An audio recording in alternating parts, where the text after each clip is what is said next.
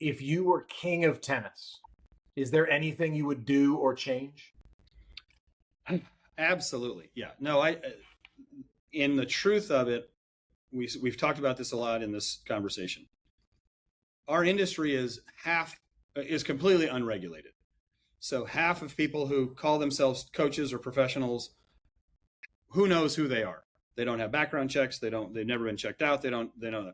And then the half that are certified have to consider themselves or are seen equally as the people that are unregulated. So if I was king for a day, I would mandate that this industry be regulated like any other trade, like the legal profession, like the medical profession, like the hairdressing profession, like anybody, where you have to be licensed, you have to be regulated, you have to have continuing education. There are, this becomes potentially not a union, but this career then has legitimacy for the long term. So that would be number one. And I would do that across the entire globe, because in every country, there are different methods, different means. And I'm not saying we need to learn how to teach one way, but having some standards, minimum standards, is a way to regulate this industry that is not currently being done right now.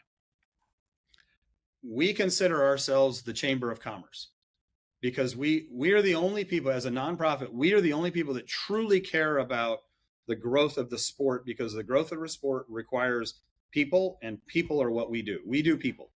And so as the Chamber of Commerce, I would, if I was king for a day, I would have every one of our members help identify the next member that replaces them, or two or three or four. As our industry ages, we need to think about replacing, and it doesn't have to be the younger generation. We've met more people recently that are now second, third career people who have had a 20-year career in the global travel business, who are now teaching and coaching full-time and now directors of Racquets. One of our next incoming board members was an engineer for 25 years, is now the director of Racquets at one of the most premium hootie snooty clubs in LA, and is absolutely infatuated with this industry. So that's the second thing, is we've all got to see our job, and our obligation to the industry is to replace ourselves, or double or triple or quadruple ourselves. So that makes this a viable career. And then the last thing is king. I would absolutely do everything we can to support, and I would endow all college tennis for life. How's that as king because 80% of college tennis players become our professionals, or say that a different way.